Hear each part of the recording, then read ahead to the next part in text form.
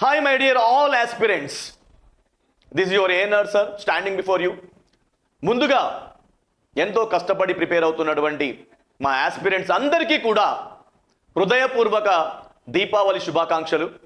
మరి వచ్చే దీపావళి మీ అందరి జీవితాల్లో వెలుగులు నింపాలని మనస్ఫూర్తిగా ఆకాంక్షిస్తూ ఈరోజు సెషన్ని ప్రారంభించబోతున్నాను. ఈరోజు సెషన్లో ఫండమెంటల్స్ ఆఫ్ ఎలక్ట్రిసిటీ పార్ట్ నుండి ఆల్ ఫార్ములాస్ క్విక్ రౌండప్ అంటే ఇప్పుడు గడిచే 10 నిమిషాల్లో మరి ఫండమెంటల్స్ ఆఫ్ ఎలక్ట్రిసిటీలో ఏ ప్రాబ్లం వచ్చినా కూడా మీరు సాల్వ్ చేయడానికి ఉపయోగించే ప్రతి ఫార్ములాని ప్రస్తావించబోతున్నాను. మై డియర్ ఆస్పిరెంట్స్, ఒక నోట్స్ తీసుకొని జాగ్రత్తగా ప్రతి ఫార్ములాని నోట్ చేసుకోండి. ఎందుకంటే ప్రాబ్లమ్స్ సాల్వ్ చేయాలంటే మీకు ముందుగా ఫార్ములాస్ గుర్తుండాలి. చాలామంది స్టూడెంట్స్ ఆ క్షణంలో ఆ సమయంలో ఫార్ములా గుర్తుకు రాకపోవడం వల్ల విలువైన మార్కులని కోల్పోతూ ఉంటారు. మరి ఇక మీదట అలా జరగకుండా ఉండాలంటే ఫార్ములాస్ కూడా మీరు వల్లె వేయాల్సిందే, ఫార్ములాస్ కూడా రివిజన్ చేయాల్సిందే. సో కాబట్టి ప్రతి సబ్జెక్ట్ నుంచి కూడా all formulas quick roundup section తోటి మేము ముందుకు వస్తున్నాం. ఇవన్నీ కూడా మీకు చాలా ఉపయుక్తకరమైనటువంటి సెషన్స్. మీరు వీటన్నిటిని కూడా సద్వినియోగం చేసుకుంటారని ఆశిస్తూ మరి సెషన్ స్టార్ట్ చేస్తున్నాను. ఫండమెంటల్స్ ఆఫ్ ఎలక్ట్రిసిటీలో భాగంగా ముందుగా ప్రతి ఎలక్ట్రికల్ క్వాంటిటీ మరి దాని యూనిట్స్ ఏంటి, మరి దానికి సంబంధించిన ప్రమాణాలు ఏంటి ఒకసారి చూద్దాం. సో ఫండమెంటల్స్ ఆఫ్ ఎలక్ట్రిసిటీలో ప్రధానంగా మాట్లాడుకుంటే మనకు ఎలక్ట్రిసిటీ స్టార్ట్ అయ్యేదే ఎలక్ట్రికల్ ఛార్జ్ నుంచి. మరి ఎలక్ట్రికల్ ఛార్జ్ గురించి మాట్లాడుకుందాం. సో మొదటిది number 1 electrical charge. Electrical charge జనరల్గా ఎలక్ట్రికల్ ఛార్జ్ని ప్లస్ జనరల్గా క్యాపిటల్ క్యూ లేదా స్మాల్ క్యూతో రిప్రజెంట్ చేస్తారు. సో మనం స్మాల్ క్యూని తీసుకుందాం. సో ఛార్జ్ని స్మాల్ క్యూతో సూచిస్తారు. ఛార్జ్ యూనిట్ మీకు తెలిసిందే.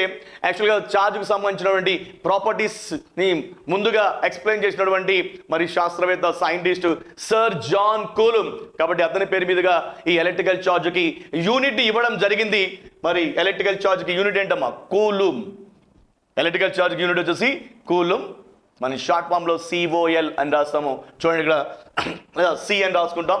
చూడండి ఛార్జ్ సంబంధించిన విషయం ఒక ఫార్ములా ఏంటంటే ఏదైనా ఒక ఆబ్జెక్ట్ n నెంబర్ ఆఫ్ ఎలక్ట్రాన్స్ని గ్రహించింది అంటే అబ్జార్బ్ చేసుకుంది. మరి జనరల్గా మీకు తెలుసు ఆటమ్స్ కనుక లేదా ఆబ్జెక్ట్స్ కనుక ఎలక్ట్రాన్స్ గెయిన్ చేస్తే అవి నెగిటివ్ ఛార్జ్ని ఎక్వైర్ చేస్తాయి. అట్ ద సేమ్ టైం ఎలక్ట్రాన్స్ని లూజ్ అయ్యాయి అనుకోండి అవి పాజిటివ్ ఛార్జ్ని ఎక్వైర్ చేస్తాయి. అంటే when any atom loses electrons it gains positive charge. At the same time when any atom gains electron it gains what here? Negative charge. అంటే atom కనుక electrons కోల్పోతే మరి పాజిటివ్ ఛార్జ్ని గ్రహిస్తే నెగిటివ్ ఛార్జ్ని పొందుతుంది. సో అంటే ఇప్పుడు ఏదైనా ఒక ఆబ్జెక్ట్ కనుక n ఎలక్ట్రాన్స్ని అబ్జర్వ్ చేసినా లేదా n ఎలక్ట్రాన్స్ని లూజ్ అయినా ఆర్ అదర్వైజ్ n ఎలక్ట్రాన్స్ని లూజ్ అయినా మరి అది పొందే నెట్ ఛార్జ్ ఎంత?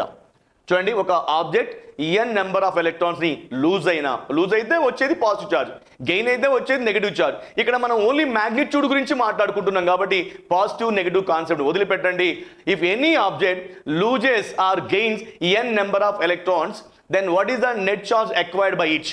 ఏదన్నా ఒక వస్తువు n ఎలక్ట్రాన్స్ని కోల్పోయినా లేదా గ్రహించినా అది పొందే ఆవేశము, అది పొందే ఛార్జ్ ఏంటంటే Q is equal to clearly NE. ఇక్కడ n అంటే number of electrons gained or lost అంటే అది తీసుకున్న ఎలక్ట్రాన్స్ ఎన్ని లేదా అది లూజ్ అయినటువంటి ఎలక్ట్రాన్స్ ఎన్ని. ఈ అంటే ఎలక్ట్రాన్ యొక్క ఛార్జ్. మీకు తెలుసు ఎలక్ట్రాన్ యొక్క ఛార్జ్ వచ్చేసి -1.602 ఇంటూ 10⁻⁻19 కూలుమ్స్. ఒకవేళ ఛార్జ్ యొక్క మ్యాగ్నిట్యూడ్ మాత్రమే మనం తీసుకున్నట్లయితే సైన్ మనం కన్సిడర్ చేయాల్సిన అవసరం లేదు. అప్పుడు 1.602 ఇంటూ 10⁻⁻19 కూలుమ్స్. సో n అనేది మరి ఆ ఆబ్జెక్ట్ అనేది గెయిన్ చేసిన లేదా లూజ్ అయిన ఎలక్ట్రాన్ల సంఖ్య. ఈ అనేది ఎలక్ట్రాన్ ఛార్జ్. క్లియర్గా ఇది ఎలక్ట్రాన్ ఛార్జ్. ఇది Q అనేది ఆ ఆబ్జెక్ట్ పొందే మొత్తం ఛార్జ్ అనమాట. The total charge acquired by the object. ఆ ఆబ్జెక్ట్ అంటే n ఎలక్ట్రాన్ కోల్పోయిన తర్వాతకి ఆ ఆబ్జెక్ట్కి వచ్చే టోటల్ ఛార్జ్ లేదా n ఎలక్ట్రాన్ని గ్రహించిన తర్వాతకి ఆ ఆబ్జెక్ట్కి వచ్చేటువంటి charge. Q is equal to NE. ఇది ఛార్జ్కి సంబంధించినటువంటి ఒక ఫార్ములా. దీన్ని గుర్తుపెట్టుకోండి. సో ఏదైనా ఒక ఆబ్జెక్ట్ n ఎలక్ట్రాన్ లూజ్ అయినా లేదా n ఎలక్ట్రాన్స్ని గ్రహించినా అది పొందే ఛార్జ్ వచ్చేసి Q is equal to NE. ఇప్పుడు మనం చూడండి నెక్స్ట్ పారామీటర్ అయినటువంటి మరి మనం కరెంట్కి వెళ్దాం. చూడండి, ఎలక్ట్రికల్ కరెంట్. మరి ఎలక్ట్రికల్ కరెంట్ మనం ఎలా డిఫైన్ చేస్తున్నాం? ఎలక్ట్రికల్ కరెంట్ మనం డిఫైన్ చేయాలంటే ఎగ్జాక్ట్ డెఫినేషన్ వచ్చేసి the amount of electrical charge passing through unit cross sectional area of the conductor in unit time. అంటే మనం ఒక కండక్టర్లో కనుక ఒక యూనిట్ ఏరియా కనుక తీసుకున్నట్లయితే ఆ యూనిట్ ఏరియా గుండా యూనిట్ టైంలో పాస్ అవుతున్నటువంటి ఎలక్ట్రికల్ ఛార్జ్ని కరెంట్ అంటాం. సో ఆ విధంగా చూసుకుంటే సింపుల్గా చెప్పుకోవాలంటే, మీకు అర్థమయ్యే పరిభాష చెప్పుకోవాలంటే, rate of electrical charge, time rate of electrical charge is known as current. So current గురించి మాట్లాడుకుందాం. మనం ఇక్కడ చూడండి, ఇక్కడ current. So current which is generally represented by capital I or small I. చూడండి, I is equal to rate of electrical charge dq by dt, or simply you can write here q by t. dq by dt అని రాయండి, లేదా q by t అని రాయండి. ఇక్కడ q అంటే charge, మీకు తెలుసు ఇక్కడ q అంటే charge, t stands for time, right. మరి కరెంట్కి యూనిట్ ఏంటమ్మా? సో మీకు తెలుసు ఇక్కడ కూలుమ్ పర్ సెకండ్ అనేది, ఇక్కడ మీకు తెలుస్తుంది కరెంట్ ఫార్ములా కనుక చూసినట్లయితే చార్జ్ బై టైం, కాబట్టి చార్జ్ యూనిట్ కూలుమ్, టైంకి యూనిట్ వచ్చేసి సెకండ్. కూలుమ్ పర్ సెకండ్, దీన్నే మనం చివరిగా యాంపియర్ అంటున్నాం. ఏమంటారు మనం? యాంపియర్. సో దీని నుంచి మరి ఇంకో రెండు రిలేషన్స్ మనం డెరైవ్ చేయొచ్చు. So I is equal to q by t. దీని నుంచి మనం charge q is equal to ఏంటి? I into t, right. Next, లేదంటే నాకు టైం కావాలి, ఎంత టైం చార్జ్ అనేది పాస్ అయింది, ఎంత టైం కరెంట్ ప్రవహించింది అంటే t ఈజ్ ఈక్వల్ టు ఏమవుతుంది దీని నుంచి? q by i. t is equal to q by i. అంటే ఈ రెండు ఫార్ములాస్ కూడా మనం దీని నుంచి మనం డెరైవ్ చేసాం. సో కరెంట్కి సంబంధించిన బేసిక్ ఫార్ములా వచ్చేసి ఏంటి? Time rate of electrical charge, కాబట్టి I is equal to dq by dt differential ఫార్ములో, లేదంటే I ఈజ్ ఈక్వల్ టు సింపుల్గా q బై t. మరి కరెంట్కి ప్రమాణం ఏంటి? యాంపియర్. దెన్ మరి చార్జ్ కనుక్కోవాలి అంటే ఒక నిర్దిష్ట, అంటే ఒక ఫిక్స్డ్ టైంలో కనుక మనకు పాస్ అయిన ఛార్జ్ తెలుసు అనుకోండి, పాస్ అయిన కరెంట్ తెలుసు అనుకోండి, then charge q is equal to ఏమవుతుంది? IT. Then t is equal to q by i. ఇప్పుడు మనం పొటెన్షియల్ గురించి మాట్లాడుకుందాం. పొటెన్షియల్ గురించి మాట్లాడుకుంటే అసలు పొటెన్షియల్ అంటే ఏంటి? పొటెన్షియల్ అంటే జనరల్గా చూడండి, పొటెన్షియల్ మనం క్యాపిటల్ V తో రిప్రజెంట్ చేస్తాం. V తోటి అంటే ఒక ఛార్జ్ని మనం షిఫ్ట్ చేయడం కోసం ఖచ్చితంగా ఎంతో కొంత వర్క్ చేయాల్సి ఉంటుంది. ఒక ఛార్జ్ని షిఫ్ట్ చేయడం కోసం ఎంతైతే వర్క్ చేస్తామో ఆ చేస్తున్న వర్క్నే మనం పొటెన్షియల్ అని అంటాం. అంటే ఛార్జ్ని తరలించడంలో చేసే వర్కే ఏ పాయింట్కి అయితే షిఫ్ట్ చేస్తున్నావో ఆ పాయింట్ వద్ద పొటెన్షియల్కి సమానము. సో కాబట్టి పొటెన్షియల్ ఈజ్ ఈక్వల్ టు, జనరల్గా మనం దీనిలోదే potential is equal to, potential అనేది మనం చేసే వర్కే. దేనికోసం చేసే వర్క్? ఛార్జ్ని షిఫ్ట్ చేయడం కోసం చేసే వర్క్. కాబట్టి potential is equal to work by charge. So V is equal to W by, వర్క్ని మనం డబుల్తో చూస్తాం, చార్జ్ అంటే Q. So V is equal to dW by dQ అని కూడా రాసుకోవచ్చు డిఫరెన్షియల్ ఫార్ములా. ఎందుకంటే నువ్వు షిఫ్ట్ చేసే ఛార్జ్ మారుతుంది అనుకోండి, నువ్వు చేయాల్సిన వర్క్ కూడా మారుతుంది. కాబట్టి V is equal to W by Q or V is equal to dW by dQ. దాని మరి పొటెన్షియల్కి యూనిట్స్ ఏంటమ్మా? సో వర్క్ ఎప్పుడు కూడా మనం జౌల్స్లో కొలుస్తాం, ఛార్జ్ ఎప్పుడు కూడా కూలుమ్స్లో కొలుస్తాం. జౌల్ పర్ కూలుమ్ అనేది పొటెన్షియల్ యొక్క యూనిట్. మరి జౌల్ పర్ కూలుమ్ని మనం ఫైనల్గా వోల్ట్ అంటున్నాం. మరి ఇక్కడ V is equal to W by Q అనే ఫండమెంటల్ ఫార్ములా నుంచి మనం మరికొన్ని రిలేషన్స్ మనం ఆప్టైన్ చేయొచ్చు. దీని నుంచి W is equal to QV. So the amount of work done, ఎంత వర్క్ జరిగింది అంటే మనం షిఫ్ట్ చేసిన ఛార్జ్ని పొటెన్షియల్ తోటి మల్టిప్లై చేయాల్సి ఉంటుంది. W is equal to work is equal to charge into potential, ఇది రెండవ రిలేషన్.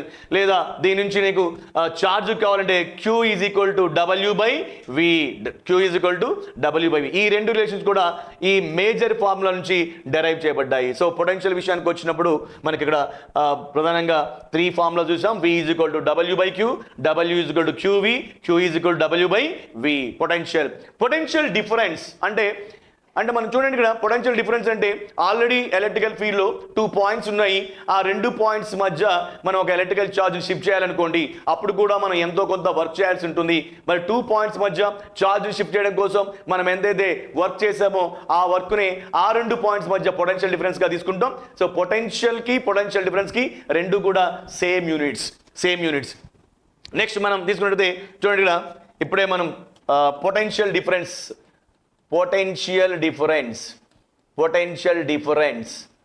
కూడా యూనిట్ వచ్చేసండి మనకి యూనిట్ వోల్ట్. ఫర్ ఎగ్జాంపుల్ చూడండి, పాయింట్ ఏ పాయింట్ బి ఈ రెండు పాయింట్స్ అంటే పాయింట్ ఏ నుంచి ఒక ఛార్జ్ని అంటే క్యూ అనే ఛార్జ్ని కనుక మనం బీకి షిఫ్ట్ చేస్తాం అనుకోండి, పొటెన్షియల్ డిఫరెన్స్ ఏమవుతుంది, ఏబీల మధ్య పొటెన్షియల్ డిఫరెన్స్ విఏబి, ఏబీల మధ్య పొటెన్షియల్ డిఫరెన్స్ వచ్చేసి ఏంటంటే potential at point A minus potential at point B. అంటే ఏ బీల మధ్య పొటెన్షియల్ డిఫరెన్స్ కనుక్కోవాలంటే ఏ వద్ద ఎంత పొటెన్షియల్ ఉంది మైనస్ బి వద్ద ఎంత పొటెన్షియల్ ఉంది, విఏ మైనస్ విబి. లేదు నువ్వు ఛార్జ్ని కనుక బి నుంచి ఏకి షిఫ్ట్ చేస్తావు అనుకోండి, అప్పుడు విబిఏ ఈజ్ ఈక్వల్ టు అంటే బి నుంచి ఎక్సిప్ట్ చేస్తావు, అప్పుడు VBA is equal to VB minus VA, potential at point B minus potential at point A. ఇప్పుడు మనం చూడండి విఏబి విబిఏ మ్యాగ్నిట్యూడ్ చూస్తే రెండు సమానంగా ఉంటాయి. ఒకవేళ మనం మైనస్ని కామన్ తీస్తాం అనుకోండి, ఇక్కడ ఈ విబి మైనస్ విఏ నుంచి ఏమవుతుంది మనకి విఏ మైనస్ విబి, అంటే విబిఏ అనేది minus of VA minus VB దేనికి సమానం విఏబి. అంటే రెండు అంటే విఏబి విబిఏ రెండు ఈక్వల్గా ఉంటాయి, కాకపోతే వాటి యొక్క సైన్ మ్యాగ్నిట్యూడ్ ఈక్వల్గా ఉంటుంది, సైన్ మాత్రం వేరువేరుగా ఉంటుంది. సో రెండు పాయింట్స్ ఉన్నాయి, క్యాపిటల్ పి మరియు క్యాపిటల్ క్యూ. మరి క్యాపిటల్ బి వద్ద 10 volts పొటెన్షియల్ ఉంది, క్యాపిటల్ క్యూ దగ్గర 6 volts పొటెన్షియల్ ఉంది. విపిక్యూ ఈజ్ ఈక్వల్ టు ఏంటి మనకి VP minus VQ, VP is equal to 10 volts minus VQ is equal to 6 volts, 10 minus 6 4 volts. లేదా విక్యూపి కనుక్కోవాలి, అప్పుడు ఏంటి potential at point Q minus potential at point P, potential at point Q 6 minus potential at point P 10, 6 minus 10 వచ్చి -4 volts. అంటే విపిక్యూ విక్యూపి magnitude పరంగా రెండు ఒకే విధంగా 4, but సైన్లో మనకు ఆపోజిట్గా ఉన్నాయి. ఇకపోతే నెక్స్ట్ పారామీటర్ గురించి మాట్లాడుకుంటే ఎలక్ట్రోమోటివ్ ఫోర్స్. ఎలక్ట్రోమోటివ్ ఫోర్స్ చూడండి, ఎలక్ట్రోమోటివ్ ఫోర్స్ దీన్ని షార్ట్ ఫామ్లో మనం ఈఎంఎఫ్ అని అంటాం. సో సింపుల్గా దీన్ని క్యాపిటల్ ఈతో రిప్రజెంట్ చేస్తాం. చూడండి ఈఎంఎఫ్ అంటే ఏంటంటే సింపుల్గా చూడండి, నేను ఒక బల్బు తీసుకున్నాను, నా ఇంటెంట్ అంటే ఈ బల్బుని వెలిగించాలంటే ఏంటి, మనం ఎక్స్టర్నల్గా ఒక సోర్స్ని కనెక్ట్ చేయాలి. నేను ఒక బ్యాటరీని లేదా ఒక సెల్ని కనెక్ట్ చేస్తున్నా. ఇప్పుడు ఏం చేస్తుందంటే ఎప్పుడైతే మనం సెల్ని కనెక్ట్ చేస్తామో ఏమవుతాయి, ఈ ఎలక్ట్రాన్స్ అనేవి నెగటివ్ టెర్మినల్ నుంచి మరి పాజిటివ్ టెర్మినల్ వైపుగా నెగిటివ్ టెర్మినల్ నుంచి పాజిటివ్ టెర్మినల్ వైపుగా మూవ్ అవుతాయి. అదేందా అప్పుడు కరెంట్ అనేది పాజిటివ్ టెర్మినల్ నుంచి నెగిటివ్ టెర్మినల్ వైపుగా ఫ్లో అవుతుంది. ఎప్పుడైతే కరెంట్ అనేది ఈ బల్బ్ యొక్క ఫిలమెంట్ గుండా ప్రవహిస్తుందో ఈ బల్బ్ వెలుగుతుంది. ఇప్పుడు చూడండి కరెంట్ విద్యుత్ ప్రవాహానికి అంటే కరెంట్కి మేజర్ రీజన్ ఏంటి, మూవ్మెంట్ ఆఫ్ ఎలక్ట్రాన్స్. ఈ ఎలక్ట్రాన్స్ ఎలా మూవ్ చేయబడ్డాయి, మోటివేట్ చేయబడ్డాయి, మనం కనెక్ట్ చేసిన సెల్ వల్ల. సెల్ అనేది ఏం చేస్తుంది, ఎలక్ట్రాన్స్ ని లోయర్ పొటెన్షియల్ టెర్మినల్ నుంచి హయ్యర్ పొటెన్షియల్ టెర్మినల్ కి మోటివేట్ చేస్తుంది. ఈ విధంగా ఎలక్ట్రాన్స్ ని లోయర్ పొటెన్షియల్ టెర్మినల్ నుంచి హయ్యర్ పొటెన్షియల్ టెర్మినల్ కి మరి సెల్ మోటివేట్ చేయడంలో అది ఏదైతే వర్క్ చేస్తుందో ఆ సెల్ చేసే వర్క్ ని ఎలక్ట్రోమోటివ్ ఫోర్స్ అంటాం. ఎలక్ట్రోమోటివ్ ఫోర్స్ కి యూనిట్ వచ్చేసి మనకి వోల్ట్. ఎందుకంటే ఒక ఛార్జ్ ని మనం షిఫ్ట్ చేయడం కోసం ఎప్పుడు వర్క్ చేసినా ఆ వర్క్ ని అంటే ఛార్జ్ ని షిఫ్ట్ చేయడం కోసం చేసిన వర్క్ ని ఎప్పుడు కూడా వోల్టులలోనే కొలుస్తాం. కాబట్టి అది పొటెన్షియల్ అయినా పొటెన్షియల్ డిఫరెన్స్ అయినా ఎలక్ట్రోమోటివ్ ఫోర్స్ అయినా ఒక కామన్ యూనిట్ వచ్చేసి వోల్ట్. ఒక కామన్ యూనిట్ వచ్చి వోల్ట్. ఇప్పుడు చూడండి మనం ఐడియల్ సెల్ కనుక తీసుకున్నట్లయితే చూడండి ఇది ప్రతి సెల్ కూడా ఎంతో కొంత ఈఎంఎఫ్ కలిగి ఉంటుంది. ఐడియల్ సెల్ కి ఇంటర్నల్ రెసిస్టెన్స్ అనేది 0. సో కాబట్టి మనం ఇంటర్నల్ రెసిస్టెన్స్ 0 కాబట్టి ఇక్కడ దీన్ని సూచించాల్సిన అవసరం లేదు. సెల్కి ఎప్పుడైనా ఇంటర్నల్ రెసిస్టెన్స్ ని దానికి సిరీస్లో రిప్రజెంట్ చేస్తారు. కాబట్టి ఈ విధంగా రిప్రజెంట్ చేస్తామంటే అది ఐడియల్ సెల్, దాని ఇంటర్నల్ రెసిస్టెన్స్ అనేది 0. మరి ప్రాక్టికల్ సెల్ విషయానికి వస్తే ఒక ప్రాక్టికల్ సెల్ని ఎప్పుడు కూడా ఎలా రిప్రజెంట్ చేస్తారు అంటే ప్రాక్టికల్ సెల్ని దాని ఇంటర్నల్ రెసిస్టెన్స్ తోటి రిప్రజెంట్ చేస్తాం. ఇక్కడ స్మాల్ ఆర్ అనేది ఈ సెల్ యొక్క ఇంటర్నల్ రెసిస్టెన్స్, దీని యొక్క ఈఎంఎఫ్ వచ్చేసి క్యాపిటల్ ఈ, దీని యొక్క టర్మినల్ వోల్టేజ్ అంటే ఇది ఇస్తున్నాం ఫైనల్గా దీని యొక్క టర్మినల్ దగ్గర ఎంత వోల్టేజ్ అందుబాటులో ఉంటుంది సర్క్యూట్లో కనెక్ట్ చేసినప్పుడు, లోడ్ని కనెక్ట్ చేసినప్పుడు అంటే అది క్యాపిటల్ వి. సో ఎప్పుడైనా చూడండి ఇక్కడ వి ఈజ్ ఈక్వల్ టు మనం చూడండి సెల్ ఇచ్చే ఈఎంఎఫ్లోంచి మరి ఈ ఇంటర్నల్ రెసిస్టెన్స్ వల్ల ప్రొడ్యూస్ అవుతున్న డ్రాప్ను తీసేస్తే వి ఈజ్ ఈక్వల్ టు ఈ మైనస్ ఐఆర్. ఇందులో చూడండి ఈ అంటే సెల్ యొక్క యాక్చువల్ ఈఎంఎఫ్, వి అంటే సెల్ టర్మినల్ మధ్య అందుబాటులో ఉన్న వోల్టేజ్ టర్మినల్ వోల్టేజ్ అంటాం, ఆర్ అనేది సెల్ యొక్క ఇంటర్నల్ రెసిస్టెన్స్ అండ్ ఐ అనేది సెల్ సప్లై చేస్తున్నటువంటి కరెంట్. ఇది ఎలక్ట్రోమోటివ్ ఫోర్స్ సంబంధించిన విషయాలు.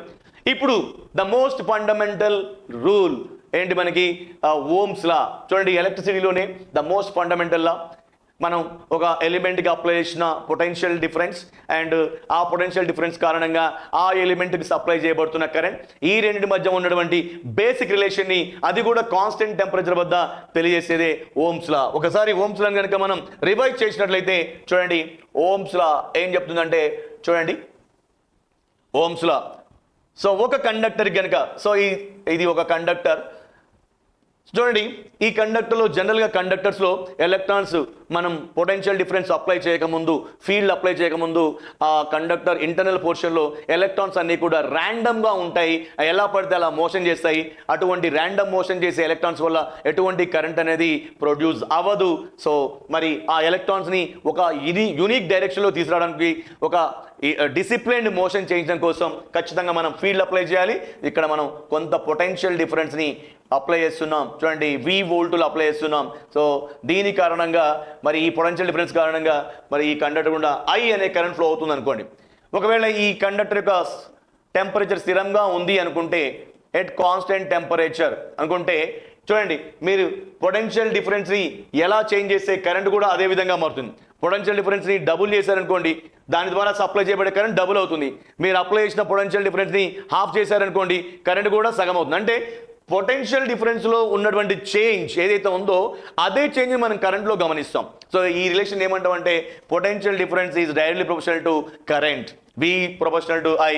అది కూడా స్ట్రిక్ట్గా ఎట్ కాన్స్టెంట్ టెంపరేచర్. మరి ఓమ్స్ లా నుంచి చూసినట్లయితే చూడండి, at constant temperature, at constant temperature V proportional to I అంటే V is equal to some constant K into I, అంటే V by I is equal to constant, V by I is equal to constant at constant temperature. అంటే చూడండి, temperature కాన్స్టెంట్గా ఉన్నప్పుడు ఒక conductor విషయంలో V by I ratio ఎప్పటికీ కూడా కాన్స్టెంట్గానే ఉంటుంది. ఇదే ఓమ్ నియమం చెప్తున్నటువంటి మరి ఓమ్ నియమం యొక్క సారాంశం ఏంటంటే ఇదే, నువ్వు ఒక కండక్టర్ని తీసుకొని టెంపరేచర్ మారట్లేదు అనుకుంటే నువ్వు డిఫరెంట్ పొటెన్షియల్ డిఫరెన్స్ అప్లై చేయి, డిఫరెంట్ కరెంట్స్ ఫ్లో అవుతూ ఉంటాయి.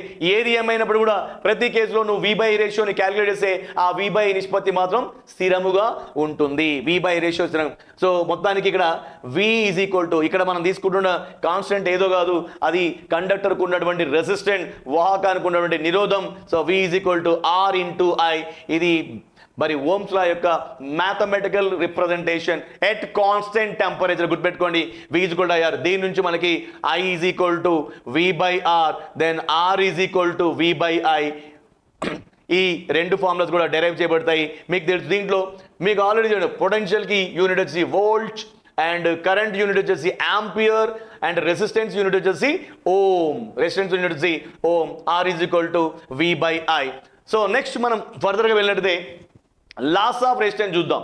అంటే రెసిస్టెన్స్ ఏ అంశాలపైన ఆధారపడి ఉంటుంది. రెసిస్టెన్స్ అనేది కండక్టర్ యొక్క ఫిజికల్ పారామీటర్స్ మీద ఖచ్చితంగా డిపెండ్ అవుతుంది. చూడండి, సో ఇక్కడ resistance depends on length of the conductor. L stands for what? Length, length of conductor.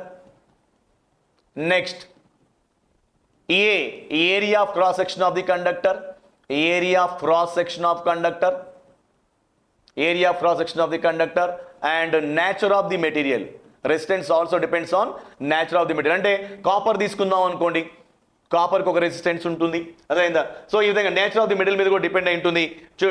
ఇప్పుడు చూడండి, ఇది ఒక కండక్టర్, ఈ కండక్టర్ యొక్క లెంత్ ఫర్ ఎగ్జాంపుల్ చూడండి, ఇక్కడ ఇది కండక్టర్ యొక్క లెంత్, మరి కండక్టర్ యొక్క ఏరియా క్రాస్ సెక్షన్ A అనుకున్నట్లయితే దీని యొక్క రెసిస్టెన్స్ లెంత్ మీద డిపెండ్ ఉంటుంది. సో కండక్టర్ యొక్క లెంత్ పెరిగింది అనుకోండి, కండక్టర్ లోపల ఎలక్ట్రాన్స్ చేసే కొలిజన్స్ పెరుగుతాయి, అవి ఎదుర్కొనే అపోజిషన్ పెరుగుతుంది, కాబట్టి రెసిస్టెన్స్ కూడా పెరుగుతుంది. అంటే రెసిస్టెన్స్ అనేది కండక్టర్ యొక్క లెంత్కి డైరెక్ట్లీ ప్రొపోర్షనల్గా ఉంటుంది. Resistance is directly proportional to the length of the conductor. దీన్ని మనం మ్యాథమెటికల్గా ఇంటర్ప్రిట్ చేస్తే R1 by R2 is equal to L1 by L2. So R is directly proportional to length.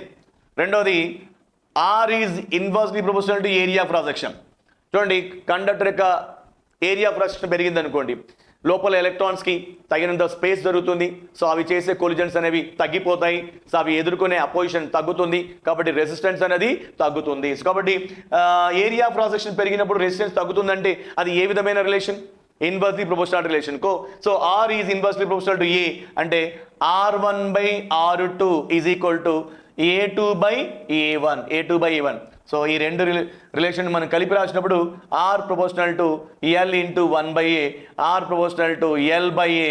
So ఫైనల్గా మనకు ఈ రిలేషన్ని ఈక్వేషన్గా మార్చినప్పుడు మనకేమవుతుందంటే ఒక కాన్స్టెంట్ వస్తూ ఉంది. ఆ కాన్స్టెంట్ ఇక్కడ మనకి రోని ఏమంటారు మనం స్పెసిఫిక్ రెసిస్టెన్స్ అని అంటున్నాం. సో నెక్స్ట్ మనం స్పెసిఫిక్ రెసిస్టెన్స్ గురించి మాట్లాడుకుందాం. స్పెసిఫిక్ రెసిస్టెన్స్ని మనం రెసిస్టివిటీ అని కూడా అంటాం. ఏమంటాం మనం? రెసిస్టివిటీ అని కూడా అంటాం. రెసిస్టివిటీని మనం రోతో సూచిస్తాం. ఈ సింబల్ ఏంటి మనకి? రోతో సూచిస్తాం. స్పెసిఫిక్ రెసిస్టెన్స్ అంటే ఏంటంటే మనం ఒక కండక్టర్ తీసుకుందాం, దాని యొక్క లెంత్ వచ్చేసి యూనిట్ లెంత్ అనుకుందాం. యూనిట్ లెంత్ అండ్ అంటే యూనిట్ లెంత్ అంటే length is equal to 1, area of cross section A is equal to 1 అంటే unit length unit area of cross section ఉంది. అప్పుడు ఏముంది మనకి? ఆర్ ఈజ్ ఈక్వల్ టు రో ఎల్/ఏ ఫార్ములా కనుక తీసుకుంటే are is equal to rho into L value 1 A value 1 means రో. అంటే స్పెసిఫిక్ రెసిస్టెన్స్ ఏదో కాదు, రెసిస్టెన్సే. ఎప్పుడు రెసిస్టెన్స్? ఒక unit length unit area of cross section ఉన్న ఒక కండక్టర్ కనుక మనం తీసుకున్నట్లయితే ఆ విధంగా unit length unit area of cross section ఉన్న కండక్టర్కి ఉండే రెసిస్టెన్స్ని స్పెసిఫిక్ రెసిస్టెన్స్ అంటాం. స్పెషల్ కండిషన్స్లో డిఫైన్ చేయబడిన రెసిస్టెన్స్ కాబట్టి దీన్ని స్పెసిఫిక్ రెసిస్టెన్స్ అని అంటారు. సో దీనికి యూనిట్స్ ఏంటి చూడండి. మనకి రెసిస్టెన్స్కి ఆల్రెడీ యూనిట్ వచ్చేసి ఓం. మరి ఆర్ ఈజ్ ఈక్వల్ టు రో ఎల్/ఏ ఫార్ములాలో మనం క్రాస్ మల్టిప్లికేషన్ అనుకోండి. Rho L is equal to RA, మరి rho is equal to RA/L. So specific resistance యొక్క ఫార్ములా వచ్చేసింది మనకి స్పెసిఫికేషన్. సో దీని యొక్క యూనిట్ చూడండి. రెసిస్టెన్స్కి యూనిట్ వచ్చి ఓంని జనరల్గా ఈ విధంగా కూడా సూచిస్తాం మనం. ఇది ఓం యొక్క symbol ohm. Area of cross సెక్షన్కి యూనిట్ వచ్చి మీటర్ స్క్వేర్, మరి length unit metre. So metres 1 metre cancel ఇయర్ ఓం మీటర్. సో చూడండి ఇక్కడ స్పెసిఫిక్ రెసిస్టెన్స్కి యూనిట్ వచ్చేసి ఓం మీటర్. స్పెసిఫిక్ రెసిస్టెన్స్ అన్నా రెసిస్టివిటీ అన్నా రెండు కూడా ఒకటే. ఇప్పుడు కండక్టెన్స్ విషయానికి వద్దాం. కండక్టెన్స్ చూడండి. కండక్టెన్స్ దీన్ని జీతో సూచిస్తాం. Reciprocal of resistance is known as conductance. అంటే conductance is equal to 1/resistance inverse of resistance. Otherwise reciprocal of రెసిస్టెన్స్ని ఇన్వర్స్ చేసాం అనుకోండి, రెసిస్టెన్స్కి రెసిప్రోకల్ చేసాం అనుకోండి, రివర్స్ చేసాం అనుకోండి, వచ్చేదాన్ని మనం కండక్టెన్స్ అంటాం. అఫ్ కోర్స్ హియర్ రెసిస్టింగ్ అంటే అపోజింగ్, కండక్టింగ్ అంటే అలోయింగ్, అంటే రెండు కూడా ఆపోజిట్ ప్రాపర్టీస్. కండక్టెన్స్ని మనం జీతో రిప్రజెంట్ చేస్తాం, రెసిస్టెన్స్ని మనం క్యాపిటల్ ఆర్తో కాబట్టి G is equal to 1/R. మరి what about the units for conductance? కండక్టెన్స్కి యూనిట్స్ ఏంటి అంటే 1/ఓం. 1/ఓంని మనం న్యూమరేటర్ షిఫ్ట్ చేసాం అనుకోండి ఓం ఇన్వర్స్. మరి ఇక్కడ చూడండి ఫనీగా జనరల్గా ఏం చేస్తారంటే ఇక్కడ ఓం అనే టర్మ్ని మనం రివర్స్ చేస్తే వచ్చేది ఏంటంటే OHM అంటే ఇక్కడ MHO.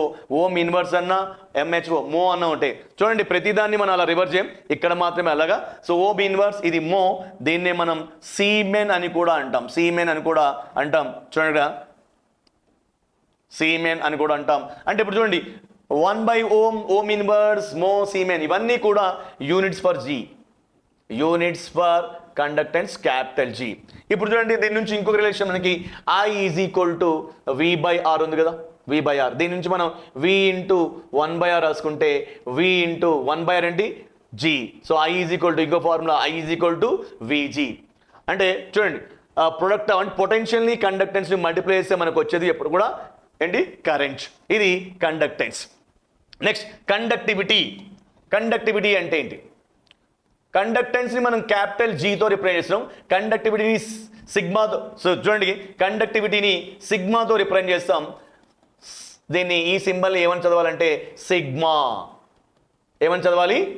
అని చదవాలి. చూడండి రెసిస్టెన్స్ యొక్క ఇన్వర్స్ కండక్టెన్స్, రెసిస్టివిటీ యొక్క ఇన్వర్స్ వచ్చేసి కండక్టివిటీ. సో కాబట్టి కండక్టివిటీ ఈజ్ ఈక్వల్ టు క్లియర్గా conductivity is equal to 1/resistivity. So conductivity sigma is equal to 1/ρ, లేదంటే ఇక్కడ రో ఈజ్ ఈక్వల్ టు అంటే రోని రివర్స్ చేస్తే సిగ్మా వస్తుంది, సిగ్మాని రివర్స్ చేస్తే రో వస్తుంది. సిగ్మా అంటే రెండు కూడా ఒకదానికోటి రెసిప్రోకల్స్. రో ఈజ్ ఈక్వల్ టు 1/సిగ్మా. ఇప్పుడు చూడండి సిగ్మాకి యూనిట్స్ ఏంటి? చూడండి సిగ్మాకి అంటే కండక్టివిటీకి ప్రమాణం ఏంటి 1/σ 1 ఇది ఓమ్ మీటర్, మరి రెసిస్టివిటీకి యూనిట్ ఓమ్ మీటర్ కదా, ఓమ్ని మనం న్యూమరేటర్ షిఫ్ట్ చేసాం అనుకోండి ఏముంది ఓమ్ ఇన్వర్స్ పర్ మీటర్, లేదంటే ఈ ఓమ్ ఇన్వర్స్ని మనం ఏమంటున్నాం మో పర్ మీటర్, మోని మళ్ళీ మనం ఏమంటున్నాం సీమెన్ అన్నాం, siemens per metre siemens per metre.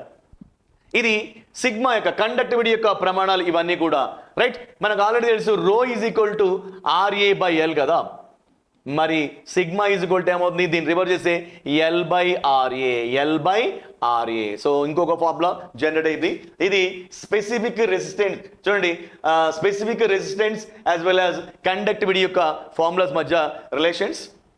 Next మనం కనెక్షన్కి వెళ్ళామనుకోండి, connection of elements. So connection of elements విషయానికి వెళ్తే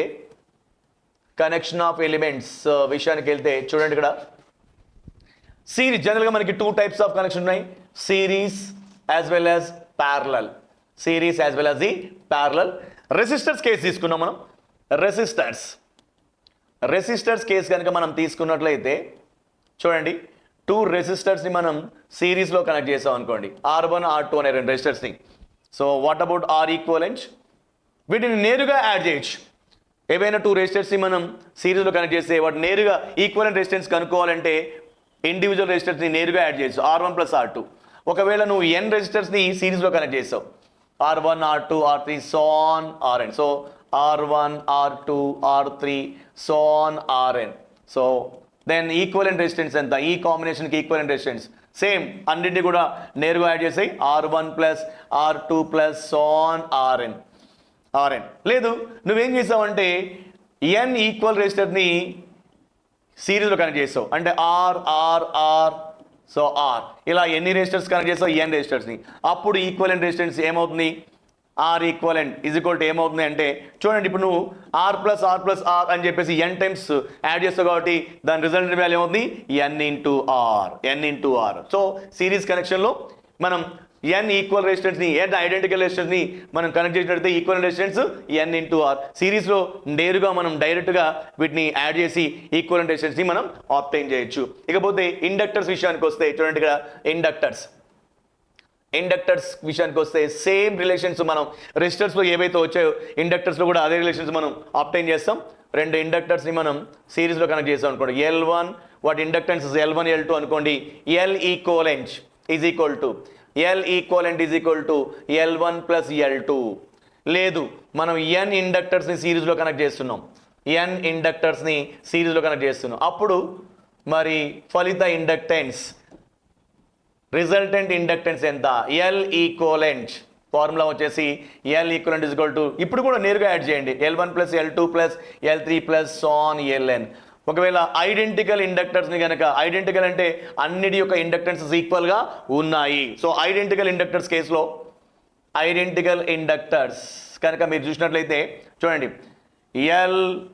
L ఈ విధంగా n ఇండక్టర్స్ని మీరు సిరీస్గా కనెక్ట్ చేసినట్లయితే మరి ఫైనల్ ఇండక్టెన్స్ ఈక్వల్ ఇండక్టెన్స్ ఏమవుతుందంటే మరి మనం Lని n సార్లు యాడ్ చేస్తే L + so on L n సార్లు యాడ్ చేస్తే L equivalent is equal to n into L. ఇప్పుడు కెపాసిటర్స్ కేసు చూద్దాం మనం.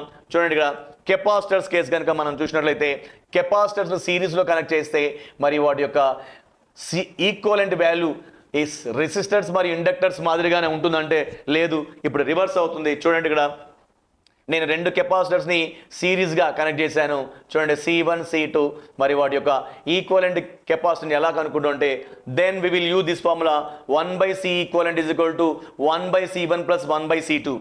చూడండి ఇక్కడ మీరు ఈ ఫార్ములా వాడినట్టయితే ఈ రెండింటికి మీరు ఈ C1 C2కి ఎల్సిఎంని కనుక్కోవాల్సి ఉంటుంది. చాలామంది స్టూడెంట్స్కి ఎల్సిఎం కనుక్కోవడం తెలియదు కాబట్టి డైరెక్ట్గా దీన్ని సింప్లిఫై చేస్తే వచ్చే ఫార్ములా ఇస్తున్నాను. C equivalent is equal to నేరుగా C1 C2/C1 + C2 ఒకవేళ 3 కెపాసిటర్స్ సిరీస్గా ఉన్నాయనుకోండి, 3 కెపాసిటర్స్ సిరీస్గా ఉంటే C1 C2 C3. సో అప్పుడు C equivalent is equal to సింపుల్గా అదే ఫార్ములా, జనరల్ ఫార్ములా అయితే అదే 1/C equivalent is equal to 1/C1 + 1/C2 + 1/C3. So దీన్ని సింప్లిఫై చేస్తే ఫైనల్గా నేరుగా మనకు సి ఈక్వలెంట్ ఫార్ములా ఏమవుతుందంటే C1 C2 C3 divide by C1 C2 plus C2 C3 plus C3 C1. ఒకవేళ n కెపాసిటర్స్ని మనం సిరీస్లో కనెక్ట్ చేస్తాం అనుకోండి, n కెపాసిటర్స్ని సిరీస్లో కనెక్ట్ చేస్తే ఈక్వలెంట్ కెపాసిటెన్స్ ఫార్ములా ఏంటంటే మనకి 1/C equivalent is equal to 1/C1 plus 1/C2 plus so on 1/Cn. Identical కెపాసిటర్స్ని ఐడెంటికల్ కెపాసిటర్ని సిరీస్లో కనెక్ట్ చేస్తాం అనుకోండి, ఐడెంటికల్ కెపాసిటర్స్ని కనుక సిరీస్లో కనెక్ట్ చేస్తే ఏంటి ఫార్ములా ఏమవుతుంది madam? 1/C equivalent is equal to, లేదా చూడండి 1/C equivalent is equal to 1/C plus 1/C plus so on 1/C. n times add చేస్తావు కాబట్టి 1/C equivalent is equal to n into 1/C అంటే n/C. ఫైనల్గా చూడండి C equivalent is equal to C/n. అంటే n identical capacitors కనుక సిరీస్లో connect చేస్తే C equivalent కనుక్కోవడానికి ఉపయోగించాల్సిన ఫార్ములా ఏంటి?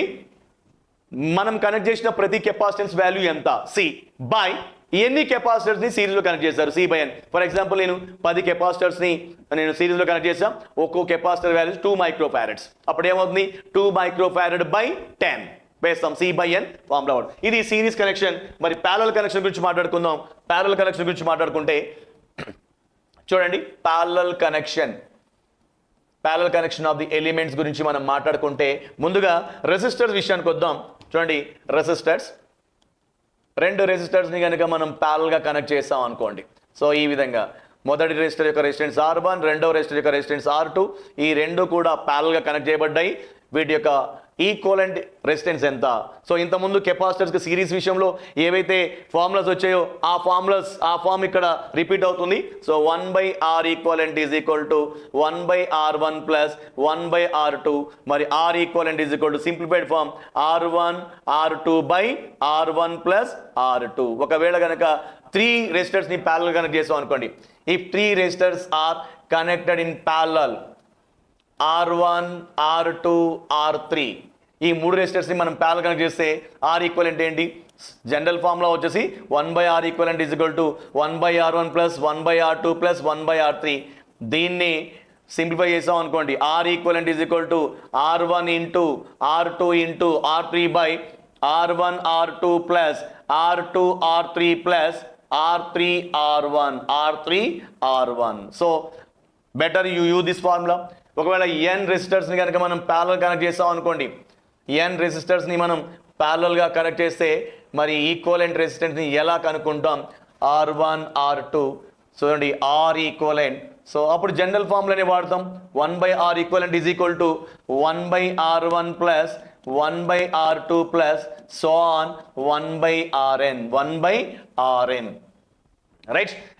n ఐడెంటికల్ రెసిస్టర్స్ని ప్యారల్ కలిపారనుకోండి, n ఐడెంటికల్ రెసిస్టర్స్ కేసు తీసుకుంటే, n ఐడెంటికల్ రెసిస్టర్స్ కేసు కనుక మనం తీసుకున్నట్లయితే చూడండి, ఇలా అన్ని మనం ప్యారల్గా కనెక్ట్ చేసిన అన్ని రెసిస్టర్స్ కూడా ఒకే వాల్యూని కలిగి ఉన్నాయనుకోండి, R.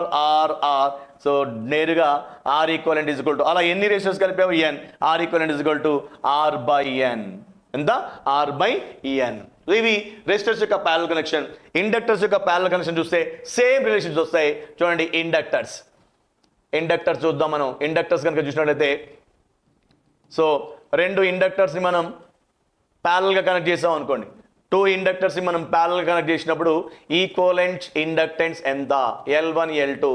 Same formula 1/L equivalent is equal to 1/L1 plus 1/L2. అంటే ఇండక్టర్స్కి రెసిస్టర్స్కి సిమిలర్ ఫార్ములాస్ ఉంటాయి. కెపాసిటర్స్ మాత్రమే అంటే ఆపోజిట్గా ఉంటాయి రిలేషన్స్. రెసిస్టర్స్, ఇండక్టర్స్ ఒకటే టైప్ ఆఫ్ ఫార్ములాని ఫాలో అవుతూ ఉంటాయి. So 1/L equal equal to 1/L1 plus 1/L2. 3 inductors ఉన్నాయనుకోండి ఈ విధంగా. సో 3 ఇండక్టర్స్ని మనం ప్యారలల్గా కనెక్ట్ చేసాం. వాటి ఇండక్టర్స్ L1 L2 L3. మరి ఈక్వలెంట్ ఇండక్టెన్స్ L ఈక్వలెంట్ అవుతాయి. ఏమవుతుంది మరి ఇక్కడ కూడా అంతే, మనకు నేరుగా L ఈక్వలెంట్ కావాలంటే ఈ ఫార్ములాని వాడండి, L1 L2 by L1 plus L2. Three inductors కేసులో ఈక్వలెంట్ ఫార్ములా ఈక్వలెంట్ ఇండక్టర్స్ కనుక్కోవడానికి జనరల్గా మనం ఏ ఫార్ములా వాడతాం 1/L equivalent equal to 1/L1 plus 1/L2 plus 1/L3 లేదా దీన్నే సింప్లిఫై చేసాం అనుకోండి L equivalent is equal to L1 into L2 into L3 by L1 L2 plus L2 L3 plus L3 L1 దీన్ని వాడండి. నెక్స్ట్ n ఇండక్టర్స్ని కనుక మనం ప్యారలల్గా connect చేస్తే n ఇండక్టర్స్ని కనుక మనం ప్యారలల్గా కనెక్ట్ చేసినట్లయితే ప్యారలల్గా so L1 L2 so on Ln మరి ఈక్వల్ ఇండక్టెన్స్ కనుక్కోవడానికి formula 1/L equivalent is equal to 1/L1 plus 1/L2 plus so on 1/Ln. Next n identical ఇండక్టర్స్ని కనుక మనం n ఐడెంటికల్ ఇండక్టర్స్ని ప్యారలల్గా కనెక్ట్ చేస్తే అంటే ప్రతి ఇండక్టర్ యొక్క వాల్యూ ఈక్వల్గా ఉంది అంటే చూడండి మొదటి ఇండక్టర్ యొక్క ఇండక్టెన్స్ L, రెండవ ఇండక్టర్ యొక్క ఇండక్టెన్స్ L. ఈ విధంగా మనం ప్యారలల్ కనెక్షన్లో కనెక్ట్ చేసిన ప్రతి ఇండక్టెన్స్ యొక్క వాల్యూ అనేది సమానంగా ఉంటే L equivalent is equal to నేరుగా L/N. L equivalent is equal to L/N. ఇప్పుడు మనం కెపాసిటర్స్ కేసు చూద్దాం. Parallel connection of the capacitors case కనుక చూసినట్లయితే రెండు కెపాసిటర్స్ని కనుక మనం ప్యారలల్గా కనెక్ట్ చేస్తాం అనుకోండి రెండు కెపాసిటర్స్ని మనం ప్యారలల్గా కనెక్ట్ చేస్తే చూడండి ఈ కెపాసిటర్ యొక్క కెపాసిటెన్స్ C1 C2 అనుకుందాం. మరి C equivalent is equal to చూడండి ఇక్కడ కెపాసిటర్స్ని ప్యారలల్ కనెక్ట్ చేస్తే వాటి కెపాసిటెన్స్ నేరుగా యాడ్ అవుతాయి. So C equivalent is equal to C1 plus C2 very ఈజీగా. అదే మూడు కెపాసిటర్స్ అనుకోండి మనం 3 కెపాసిటర్స్ని లేదా n కెపాసిటర్స్ని ప్యారలల్గా కనెక్ట్ చేస్తున్నాం n కెపాసిటీని ప్యారలల్ కనెక్ట్ చేస్తాం C1 C2 so on Cn. Then what about C equivalent నేరుగా యాడ్ చేయండి అంతే. C equivalent is equal to C1 plus C2 plus C3 plus so on Cn. మరి ఐడెంటికల్ కెపాసిటర్ని మీరు ప్యారలల్ కనెక్ట్ చేశారు ఒకే వాల్యూ ఉన్నటువంటి కెపాసిటర్స్ని. So for identical capacitors in parallel for identical capacitors in parallel what is the formula here? So మీరు చూడండి ఇక్కడ మొత్తం మనం ప్యారలల్గా కనెక్ట్ చేసిన కెపాసిటర్స్ అన్నీ కూడా ఒకే విలువని కలిగి ఉన్నాయి. ఇక్కడ చూడండి ఇక్కడ ఫస్ట్ కెపాసిటర్, సెకండ్ కెపాసిటర్, అదేవిధంగా third capacitor, so on nth capacitor. So C ఇలా n కెపాసిటర్ కలిపితే C equivalent is equal to n into సిని ఎన్నిసార్లు యాడ్ చేస్తే వాల్యూ ఏంటమ్మా n ఇంటూ C. ఇప్పుడు మనం series parallel connection resistors inductors capacitors గురించి చూసాం. మరి వోల్టేజ్ డివిజన్ ప్రిన్సిపల్ చూద్దాం. ఇప్పుడు మనం వోల్టేజ్ డివిజన్ ప్రిన్సిపల్ కనుక మనం చూసినట్లయితే చూడండి వోల్టేజ్ డివిజన్ జనరల్గా సిరీస్ సర్క్యూట్లో అంటే మనం కొన్ని ఎలిమెంట్ని సిరీస్గా కనెక్ట్ చేసాం అనుకోండి ప్రతి ఎలిమెంట్ గుండా ఒకటే కరెంట్ ఫ్లో అవుతూ ఉంటుంది. కానీ సిరీస్ సర్క్యూట్లో మనం అప్లై చేసిన వోల్టేజ్ వచ్చేసి ఎలిమెంట్స్ దగ్గర డివైడ్ అవుతుంది అంటే విభజించబడుతుంది. కాబట్టి సిరీస్ సర్క్యూట్స్ని జనరల్గా ఏమంటాం వోల్టేజ్ డివిజన్ సర్క్యూట్స్ అంటాం. అదే మనం ప్యారలల్ సర్క్యూట్స్కి వెళ్ళేటప్పటికి ఏ వోల్టేజ్ అయితే మనం అప్లై చేస్తామో ప్రతి ఎలిమెంట్ దగ్గర ఒకటే వోల్టేజ్ ఉంటుంది కానీ కరెంటు మాత్రం బ్రాంచ్ అవుతుంది అంటే విభజించబడుతుంది. కానీ అక్కడ కరెంట్ డివైడ్ అవుతుంది కాబట్టి ప్యారలల్ సర్క్యూట్ని మనం కరెంట్ డివిజన్ సర్క్యూట్ అంటాం. కాబట్టి ఇక్కడ వోల్టేజ్ డివిజన్ రూల్ అప్లై చేయాలంటే సర్క్యూట్ ఖచ్చితంగా సిరీస్ సర్క్యూట్ అయి ఉండాలి. సో వోల్టేజ్ డివిజన్ ప్రిన్సిపల్ దేనికి అప్లై చేస్తాం జనరల్గా మనం సిరీస్ సర్క్యూట్స్కి అప్లై చేస్తాం. ఇప్పుడు మనం 2 రెసిస్టర్స్ కేసు తీసుకుందాం. 2 రెసిస్టర్స్ కేసు తీసుకున్నాం చూడండి R1 R2 అనే రెసిస్టర్స్ ఈ రెండు కూడా సిరీస్లో కనెక్ట్ చేయబడ్డాయి. సో మనం ఈ సిరీస్ కాంబినేషన్ కనుక V వోల్టేజ్ మనం అప్లై చేసాం అనుకోండి V అనేది అప్లైడ్ వోల్టేజ్. సో మీకు తెలుసు ఈ రెండింటి గుండా ఒకటే కరెంట్ ఫ్లో అవుతుంది. R1 గుండా ఫ్లో అయ్యే కరెంట్ అయ్యి R2 గుండా ఫ్లో అయ్యే కరెంట్ అయ్యి ఎందుకంటే అవి రెండు కూడా సిరీస్లో కనెక్ట్ చేయబడ్డాయి. కానీ ఎప్పుడైతే ఈ I అనే కరెంట్ ఫ్లో అవుతుందో R1 అనేది V1 అనే వోల్టేజ్ డ్రాప్ అంటే కొంత వోల్టేజ్ డ్రాప్ ప్రొడ్యూస్ చేస్తుంది. ఆ వోల్టేజ్ డ్రాప్ని V1 అనుకుందాం. R1 దగ్గర వోల్టేజ్ డ్రాప్ V1, R2 దగ్గర వోల్టేజ్ డ్రాప్ V2 అనుకుంటే ఇండివిజువల్గా V1 ఈజ్ ఈక్వల్ టు ఎంత, V2 ఈజ్ ఈక్వల్ టు ఎంత. ఫర్ ఎగ్జాంపుల్ ఒక 10 వోల్టులు మనం అప్లై చేసాం అనుకోండి దీని దగ్గర వోల్టేజ్ డ్రాప్ 3 volts అనుకోండి ఆటోమేటిక్గా మిగిలిన 7 volts దేని దగ్గర అప్లై అవుతుంది మనకి R2 దగ్గర. సో కాబట్టి ఖచ్చితంగా మనం అప్లై చేసిన వోల్టేజ్ V అనేది ఈ వోల్టేజ్ డ్రాపులుగా మరి స్ప్లిట్ అవుతుంది. V is equal to V1 plus V2. మరి ఇండివిజువల్గా V1 ఎంత V2 ఎంత అంటే V1 ఈజ్ ఈక్వల్ టు నువ్వు అప్లై చేసిన టోటల్ వోల్టేజ్ ఎంత వి ఇంటూ ఏ రెసిస్టర్ దగ్గర అయితే వోల్టేజ్ డ్రాప్ కనుక్కోవాలనుకున్నాం ఆ రెసిస్టర్ని న్యూమరేటర్లో తీసుకోవాలి. మరి డినామినేటర్లు ఎప్పుడు కూడా అన్ని సిరీస్ కాంబినేషన్లో కనెక్ట్ చేయబడిన అన్ని రెసిస్టర్స్ యొక్క సమ్ తీసుకోవాలి. ఇక్కడ రెండు రెసిస్టర్సే మరి సిరీస్లో కనెక్ట్ చేయబడ్డాయి కాబట్టి మరి R1 ప్లస్ R2. దీన్ని బట్టి చూస్తే మీకు రెసిస్టర్ 2 దగ్గర ప్రొడ్యూస్ అయిన వోల్టేజ్ డ్రాప్ V2 ఎంత అంటే మొత్తంగా మనం అప్లై చేసిన voltage capital V into R2 దగ్గర మనం వోల్టేజ్ డ్రాప్ క్యాలిక్యులేట్ చేస్తున్నాం కాబట్టి R2 వాల్యూని న్యూమరేటర్లో వేస్తాం. సో R2 బై మరి some of the two resistors మొత్తం రెసిస్టర్స్ R1 ప్లస్ R2. ఇది voltage division rule for resistor. అదే మనం ఇండక్టర్స్ విషయం తీసుకున్నట్టే చూడగా మన వోల్టేజ్ డివిజన్ రూల్ VDR అంటే వోల్టేజ్ డివిజన్ రూల్. మరి ఇండక్టర్స్ కనుక మనం చూసినట్లయితే చూడండి inductors voltage division rules for inductors మనం చూసినట్లయితే చూడండి రెండు ఇండక్టర్స్ మనం ఇక్కడ సిరీస్లో కనెక్ట్ చేసాం L1 L2. సో ఈ సిరీస్ కాంబినేషన్కి మనం టోటల్గా క్యాపిటల్ V వోల్ట్స్ని పొటెన్షియల్ డిఫరెన్స్గా అప్లై చేస్తే మరి L1 ప్రొడ్యూస్ చేస్తున్న వోల్టేజ్ డ్రాప్ V1 ఎంత, L2 ప్రొడ్యూస్ చేస్తున్న వోల్టేజ్ డ్రాప్ V2 ఎంత మనకు తెలుసు. V is equal to V1 plus V2.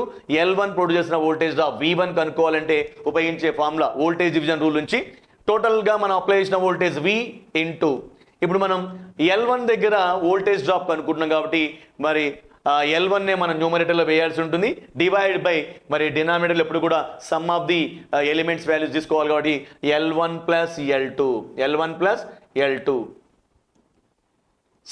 L1 plus L2 L1 plus L2. Next V2 is equal to applied voltage మొత్తంగా మనం అప్లై చేసిన voltage into L2 దగ్గర voltage drop కాబట్టి L2 by L1 plus L2 by L1 plus L2.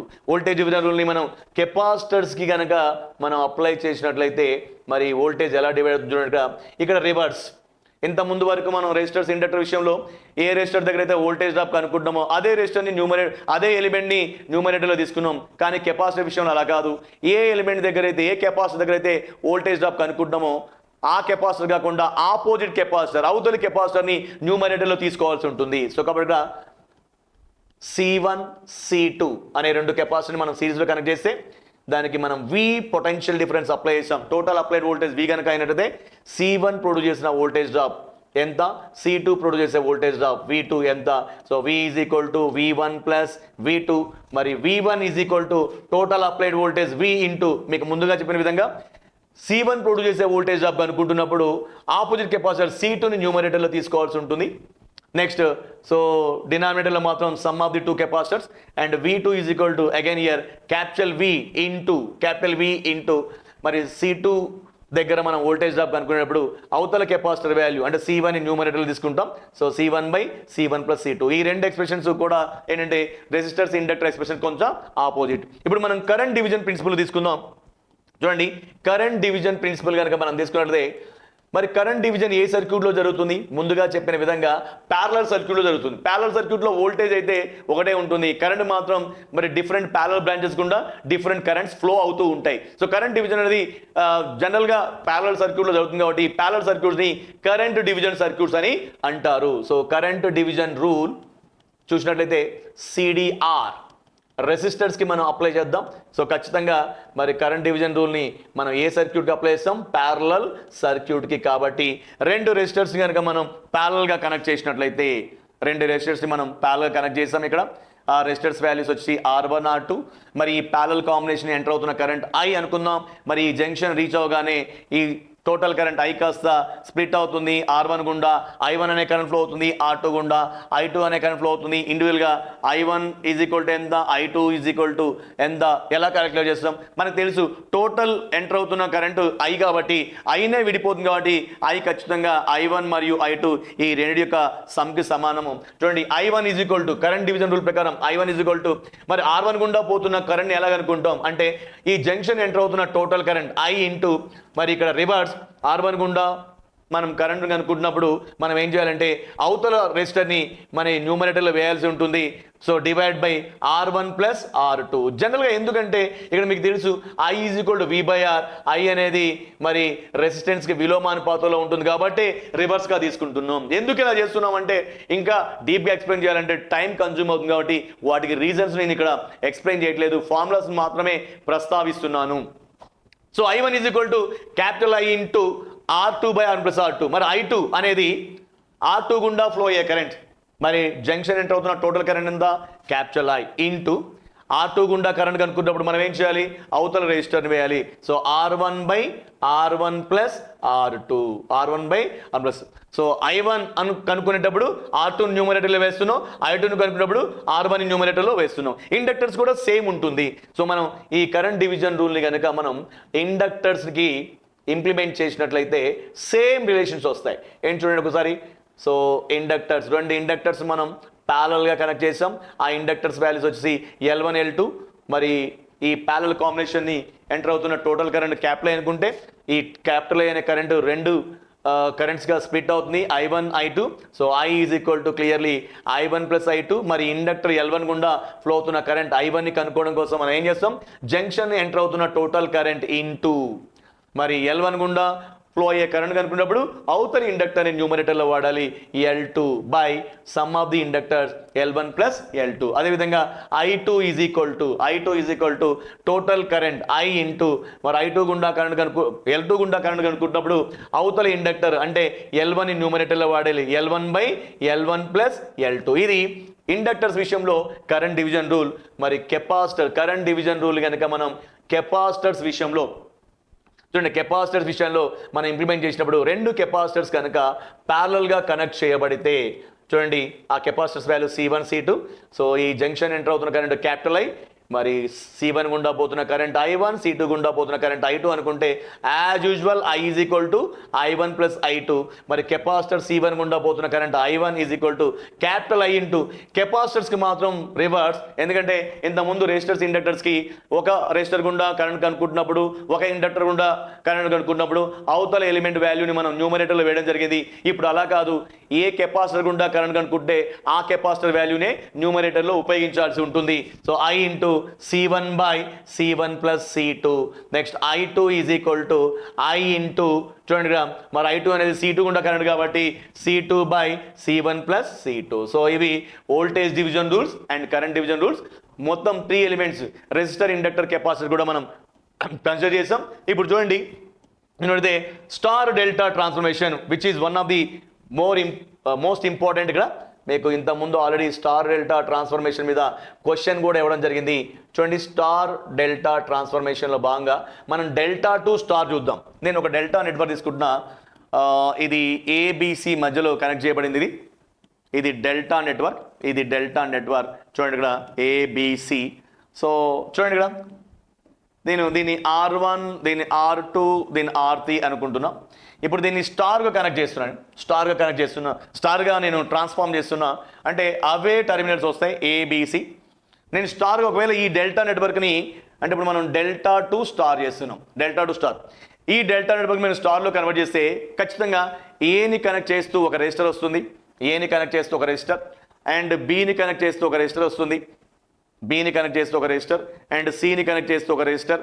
So ఈ విధంగా మరి ఈ రెసిస్టర్ని RA అనుకుందాం, ఈ రెసిస్టర్ని RB అనుకుందాం, ఈ రెసిస్టర్ని RC అనుకుంటే ఇక్కడ ఇది ఏ టెర్మినల్ కనెక్ట్ చేయబడిన రెసిస్టర్ RA, ఇది RB RC. అంటే డెల్టాని మనం స్టార్లో మార్చినప్పుడు ఈ స్టార్లో వస్తున్న కొత్తగా వచ్చిన రెసిస్టర్స్ ఈ RA, RB, RC వీటి వాల్యూస్ ఏంటి, ఎలా కనుక్కుంటాం అంటే చూడండి ఇక్కడ సింపుల్. చూడండి, డెల్టాని మనం స్టార్లో కనెక్ట్ చేసేటప్పుడు డినామినేటర్ వాల్యూస్ సేమ్ ఉంటాయి. డినామినేటర్ వాల్యూస్ అంటే ఈ డెల్టాలో ఉన్న 3 రెసిస్టర్స్ ఏవైతే ఉన్నాయో ఆ 3 రెసిస్టర్స్ యొక్క సమ్ తీసుకోవాలి. అంటే R1+R2+R3, ఇక్కడ కూడా R1+R2+R3, R1+R2+R3, రైట్. మరి RA ఫార్ములాలో చూడండి న్యూమరేటర్లు ఏమొస్తుంటే RA అనేది R1 R3కి మధ్యలో ఉంది కాబట్టి ఇక్కడ R1 ఇంటూ R3 వాటి ప్రొడక్ట్ వస్తుంది. RB రెసిస్టర్ ఫార్ములాలో మరి న్యూమరేటర్లు ఏమొస్తుందంటే RB అనేది R1కి R2కి మధ్యలో ఉంది కాబట్టి R1 ఇంటూ R2. RC ఫార్ములాలో ఏంటి మనకు RC రెసిస్టర్ వచ్చి R2కి R3కి మధ్యలో ఉంది కాబట్టి R2 ఇంటూ R3. సో కాబట్టి ఇక్కడ డెల్టాను మనం స్టార్లో కన్వర్ట్ చేసినప్పుడు మనం ఉపయోగించే ఫార్ములాస్ని ఇక్కడ ప్రస్తావించడం జరిగింది. వీటిని మీరు గుర్తుపెట్టుకోవాలి. ఇప్పుడు మనం స్టార్ని మనం డెల్టాలోకి మారుస్తే ఏంటి చూడండి, మీకు తెలుసు ఇక్కడ జనరల్గా అంటే మనం ప్రాబ్లం చేస్తే అర్థమవుతుంది. డెల్టాను మనం స్టార్లోకి మారిస్తే రెసిస్టర్స్ వాల్యూ డిక్రీజ్ అవుతాయి. రెసిస్టర్స్ వాల్యూస్ డిక్రీజ్ అవుతాయి. ఈక్వల్ డెల్టా నెట్వర్క్ అంటే 3 రెసిస్టర్స్ ఈక్వల్గా ఉన్నాయి అనుకోండి, ఈక్వల్ డెల్టా నెట్వర్క్ని మనం స్టార్లో కన్వర్ట్ చేస్తాం అనుకోండి, ప్రతి రెసిస్టర్స్ వాల్యూ వచ్చేసి 3 టైమ్స్ డిక్రీజ్ అవుతుంది, 3 టైమ్స్ డిక్రీజ్ అవుతుంది. సో మరి ఇప్పుడు మనం స్టార్ టు డెల్టా చూద్దాం. స్టార్ టు డెల్టా చూడండి. సో మనకు వచ్చేసి ఇక్కడ XYZ టెర్మినల్స్ ఉన్నాయి, 3 టెర్మినల్స్ ఉన్నాయి. ఈ 3 టెర్మినల్స్ మధ్య ఒక చూడండి స్టార్ నెట్వర్క్ ఈ విధంగా ఉంది, ఒక స్టార్ నెట్వర్క్. సో ఇది RX, ఇది వచ్చేసి RY, లేదా ఇది వచ్చేసి RZ అనుకుందాం, RZ. ఇప్పుడు నేను దీన్ని డెల్టాగా మార్చుకుందాం, డెల్టాగా మార్చున్నాం అంటే మనం డెల్టాగా మార్చినప్పుడు ప్రతి 2 టెర్మినల్స్ మధ్య ఒక కొత్త రెసిస్టర్ వస్తుంది. అంటే X మరియు Y టెర్మినల్ మధ్య ఒక కొత్త రెసిస్టర్ వస్తుంది, Y మరియు Z మధ్య ఒక కొత్త రెసిస్టర్ వస్తుంది, X మరియు Z టెర్మినల్స్ మధ్య ఒక కొత్త రెసిస్టర్, X మరియు Yల మధ్య వచ్చే ఒక కొత్త రెసిస్టర్ని RXY అనుకుంటున్నా, YZల మధ్య వచ్చే కొత్త రెసిస్టర్ని RYZ, మరి Z మరియు Xల మధ్య వచ్చే కొత్త రెసిస్టర్ని RZX అనుకుంటున్నా. అంటే ఇప్పుడు మనకు రాబోయే డెల్టా నెట్వర్క్ ఇలా ఉంటుంది. టెర్మినల్స్ అయితే అవే XYZ, మరి XY మధ్య ఉన్న రెసిస్టర్ ఏంటమ్మా RXY, YZ మధ్య ఉన్న రెసిస్టర్ వచ్చేసి RYZ, మరి XZ మధ్య ఉన్నది వచ్చేసి చూడండి RXZ. మరి వీటిని ఎలా కనుక్కుంటాం మనం? RXY, RYZ, RZX ఇవి తెలియని రెసిస్టర్స్ కదా. మనకు తెలిసింది RX, RY, RZ, ఎందుకంటే మనకి ఇచ్చింది స్టార్ నెట్వర్క్ కాబట్టి. వీటిని కనుక్కోవడం కోసం మనం ఉపయోగించే ఫార్ములా చూడండి, RXY is equal to and RYZ is equal to RZX is equal to. ఇక్కడ ఇంతకుముందు మనం చూడండి డెల్టాను స్టార్లో మార్చినప్పుడు మనకి డినామినేటర్ కామన్గా ఉంది కదా, సమ్ ఆఫ్ రెసిస్టర్స్. మరి స్టార్ను డెల్టాలోకి మార్చినప్పుడు న్యూమరేటర్ కామన్గా ఉంటుంది. న్యూమరేటర్లో ఏంటంటే ప్రతి పెయిర్ ఆఫ్ రెసిస్టర్స్ని మనం మల్టిప్లై చేయాలి, ఆ పెయిర్స్ అన్నిటిని యాడ్ చేయాలి. అంటే RX into RY plus RY into RZ, RX into RY plus RY into RZ plus RZ into RX, RY into RZ plus RZ into RX. ఇక్కడ కూడా న్యూమరేటర్ అంతే, RX into RY plus RY into RZ plus RZ into RX. So RX into RY plus RY into RZ plus RZ into RX. ఇప్పుడు చూడండి RXY value ఏంటి? డినామినేటర్లో ఏమొస్తుంది? RXY దేనికి ఆపోజిట్గా ఉంది? RZ. RXYకి ఆపోజిట్గా ఉన్న రెసిస్టర్ ఏంటి? RZ. సో ఈ RZ అనేది మనకి ఇక్కడ వస్తుంది. మీకు సింపుల్గా చెప్పాలంటే XY అంటే మిగిలింది ఏంటి? Z, RZ వస్తుంది. YZ అంటే మిగిలింది ఏంటి? మనకి ఇక్కడ RX రాబోతుంది. కావాలంటే చూడండి RYZకి ఆపోజిట్గా ఏముంది? RX ఉంది. నెక్స్ట్ ఇక్కడ RZX అంటే మనకు రాబోయే ఏంటి? RZXకి ఆపోజిట్లో ఏముంది? RY. సో ఈ ఫార్ములాస్ ద్వారా ఉపయోగించి మనం ఏం చేస్తామంటే క్లియర్గా స్టార్ డెల్టాలో మార్చుతాం. స్టార్ను డెల్టాలో మార్చినప్పుడు రెసిస్టర్ వాల్యూ ఇంక్రీజ్ అవుతాయి. ఒకవేళ స్టార్ నెట్వర్క్లో తీసుకున్న ప్రతి రెసిస్టర్ ఈక్వల్గా ఉందనుకోండి, డెల్టాలోకి మార్చినప్పటికీ ప్రతి రెసిస్టర్ 3 రెట్లు ఇంక్రీజ్ అవుతుంది. సో చూడండి మనకు తెలుసు రెసిస్టెన్స్ అనేది టెంపరేచర్ మీద డిపెండ్ అయి ఉంటుంది. ఒకవేళ టెంపరేచర్ మారితే మరి రెసిస్టెన్స్ ఎలా మారుతుంది? Resistance depends on temperature. So చూడండి ఒక కండక్టర్ యొక్క రెసిస్టెన్స్ R1 ఎప్పుడు T1 డిగ్రీ సెంటిగ్రేడ్ దగ్గర కండక్టర్ యొక్క రెసిస్టెన్స్ R1, అదే కండక్టర్ యొక్క రెసిస్టెన్స్ T2 డిగ్రీ సెంటిగ్రేడ్ అంటే ఇప్పుడు మనం టెంపరేచర్ని రైజ్ చేసాం అనుకోండి, T2 డిగ్రీ సెంటిగ్రేడ్ దగ్గర కండక్టర్ యొక్క రెసిస్టెన్స్ R2 అనుకుంటే మరి R2ని మనం ఎలా ఫైండ్ అవుట్ చేస్తాం? R2ని ఎలా మనం ఫైండ్ అవుట్ చేస్తామంటే R2 is equal to R1 into 1 plus alpha into T2 minus T1. ఇందులో చూడండి R1 అంటే T1 డిగ్రీ సెంటిగ్రేడ్ దగ్గర రెసిస్టెన్స్, ఇక్కడ T1 అంటే ఇనిషియల్ టెంపరేచర్, T2 అంటే ఫైనల్ టెంపరేచర్, ఆల్ఫా అంటే temperature coefficient of resistance. So దీని నుంచి ఆల్ఫాకి ఫార్ములా మనం రాసుకున్నాం అనుకోండి. So alpha is equal to formula దీని నుంచి రాసుకుంటే సింపుల్ వేసి R2 minus R1 by R1 into T2 minus T1. మరి R2 మైనస్ R1 అంటే రెసిస్టెన్స్లో వచ్చిన చేంజ్. దీన్ని సింపుల్గా డెల్టా R అని రాసుకోవచ్చు. R1 అంటే initial resistance here, R1 into టెంపరేచర్లో వచ్చిన చేంజ్ కాబట్టి దీన్ని డెల్టా T అని రాసుకోవచ్చు. మొత్తానికి ఈ ఆల్ఫాకి యూనిట్ ఏంటంటే చూడండి ఓమ్ బై ఓమ్ క్యాన్సిల్ అవుతుంది కాబట్టి 1 డిగ్రీ సెంటిగ్రేడ్ అంటే per degree centigrade are degree centigrade inverse. ఒక్కోసారి మనం టెంపరేచర్ని డిగ్రీ కెల్విన్లో కూడా మెజర్ చేస్తాం కాబట్టి per degree kelvin are degree kelvin inverse. ఇవి టెంపరేచర్ కోఎఫిషియంట్ ఆఫ్ రెసిస్టెన్స్. చూడండి, ఈ టెంపరేచర్ కోఎఫిషియంట్ ఆఫ్ రెసిస్టెన్స్ అనేది కండక్టర్స్కి పాజిటివ్గా ఉంటుంది, కండక్టర్స్కి పాజిటివ్గా ఉంటుంది, సెమీ కండక్టర్స్కి నెగటివ్. ఎందుకంటే కండక్టర్స్లో టెంపరేచర్ పెరిగితే రెసిస్టెన్స్ పెరుగుతుంది, సెమీ కండక్టర్స్లో టెంపరేచర్ పెరిగితే రెసిస్టెన్స్ అనేది తగ్గుతుంది. కాబట్టి కండక్టర్స్కి టెంపరేచర్ కోఎఫిషియంట్ ఆఫ్ రెసిస్టెన్స్ వచ్చేది పాజిటివ్, సెమీ కండక్టర్స్కి టెంపరేచర్ కోఎఫిషియంట్ ఆఫ్ రెసిస్టెన్స్ అనేది నెగటివ్. ఈ విధంగా ఫర్ ఎగ్జాంపుల్ చూడండి, రెసిస్టెన్స్లోనే కొన్ని సబ్ కేసెస్ ఇస్తున్నాను. చూడండి, ఒక వైర్ ఉంది, ఒక వైర్ యొక్క రెసిస్టెన్స్ ఆర్. దీన్ని ఎలా సాగదీసామంటే దీని యొక్క ఒరిజినల్ లెంత్ ఎల్ అనుకుందాం, ఒరిజినల్ లెంత్కి ఎన్ టైమ్స్ ఇంక్రీజ్ అయ్యేటట్టుగా దీన్ని సాగదీసాం. అంటే ఒక వైర్ని మనం సాగదీయడం జరిగింది, స్ట్రెచ్ చేయడం జరిగింది. ఎలా స్ట్రెచ్ చేస్తామంటే దాని ఒరిజినల్ లెంత్కి ఎన్ టైమ్స్ అయ్యేలాగా స్ట్రెచ్ చేస్తాం. అంటే ఇప్పుడు ఎన్ టైమ్స్ పెరిగింది. ఇప్పుడు రెసిస్టెన్స్ ఆర్ డాష్ ఎంత అంటే are dash is equal to, చూడండి డైరెక్ట్ ఫార్ములా ఈ కేసులో ఎన్ స్క్వేర్ ఇంటూ ఆర్. అంటే ఫర్ ఎగ్జాంపుల్ సో ముందుగా ఉన్నటువంటి లెంత్కి 3 రెట్లు లెంత్కి ఇంక్రీజ్ చేసాం అనుకోండి, 3 టైమ్స్ లెంత్ ఇంక్రీజ్ చేసాం అనుకోండి. ప్రీవియస్ రెసిస్టెన్స్ ఆర్ అనుకుంటే ఇప్పుడు కొత్తగా వచ్చిన రెసిస్టెన్స్ అంటే మారిన resistance R dash equal to N square R formula వాడితే ఎన్ని టైమ్స్ పెంచావు లెంత్ని సాగదీసి ఎన్ని టైమ్స్ అంటే 3 టైమ్స్ అంటే 3 స్క్వేర్ ఇంటూ ఆర్ అంటే 9R. ఈ ఫార్ములాని వాడండి. ఇంకో సబ్ కేసు అంటే చూడండి, మనకు తెలుసు రెసిస్టెన్స్ అనేది ఏరియా క్రాస్ సెక్షన్కి ఇన్వర్స్గా ప్రొపోర్షనల్గా ఉంటుంది. మనకు తెలుసు కండక్టర్ కనుక తీసుకున్నట్లయితే దాని సర్ఫేస్ వచ్చేసి సర్క్యులర్ షేప్లో ఉంటుంది. కాబట్టి మరి సర్కిల్ యొక్క ఏరియా మీకు తెలిసిందే. సో సర్కిల్ యొక్క రేడియస్ ఆర్ అనుకున్నట్లయితే circle area A is equal to pi R square.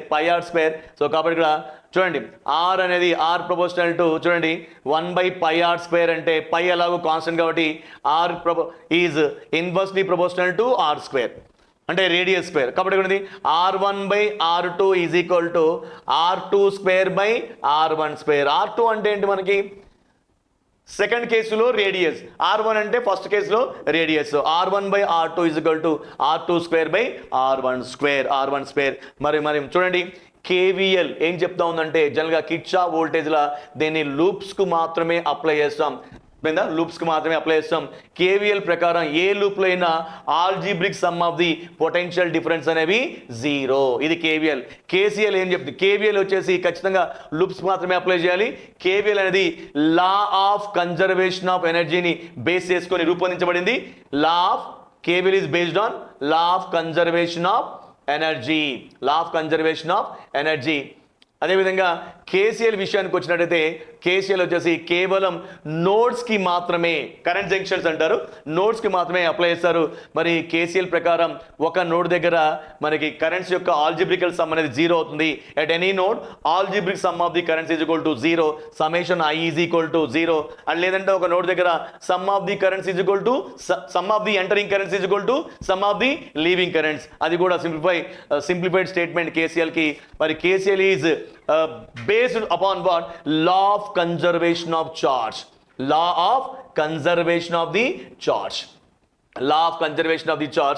So మరికొన్ని అడిషనల్ ఫార్ములా తీసుకున్నట్లయితే మరి ఇండక్టర్ కనుక తీసుకున్నట్లయితే చూడండి ఇక్కడ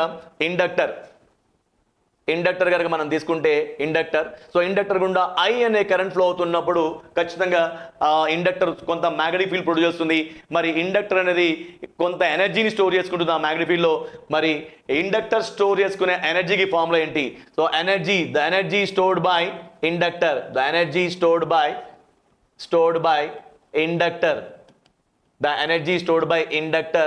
so WL is equal to ½ LI². Similarly the energy, అదే మనం కెపాసిటర్ తీసుకున్నట్లయితే కెపాసిటర్ విషయంలో కూడా చూడండి the energy stored by capacitor. So కెపాసిటర్కి V అనే వోల్టేజ్ అప్లై చేసినప్పుడు కెపాసిటర్ ఆ ఎలక్ట్రోస్టాటిక్ ఫీల్డ్లో కొంత ఎనర్జీ స్టోర్ చేసుకుంటుంది. సో చూడండి ఇక్కడ the energy stored by capacitor is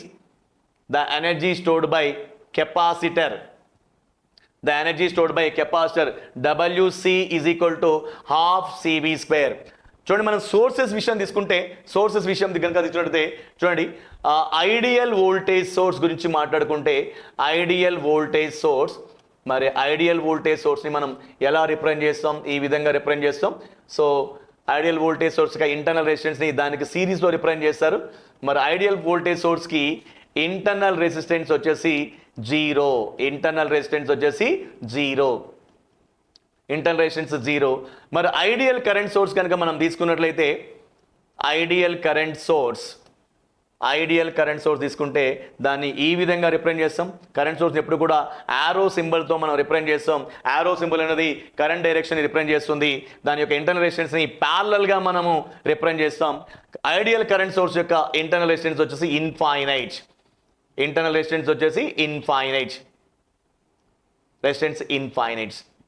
so my dear aspirants, ఈ సెషన్లో ఆల్మోస్ట్ అన్ని ఫార్ములాలని మేము ముందు ప్రస్తావించడం జరిగింది. సో దయచేసి మీరందరూ కూడా ఈ ఏవైతే ఫార్ములాస్ని మనం డిస్కస్ చేసామో అవన్నీ ఒక దగ్గర ఒక 2-3 పేజెస్లో ఆ ఫార్ములాస్ అని రాసుకొని మీకు టైం దొరికినప్పుడు వాటిని ఒక 3 to 5 టైమ్స్ రివైజ్ చేయండి.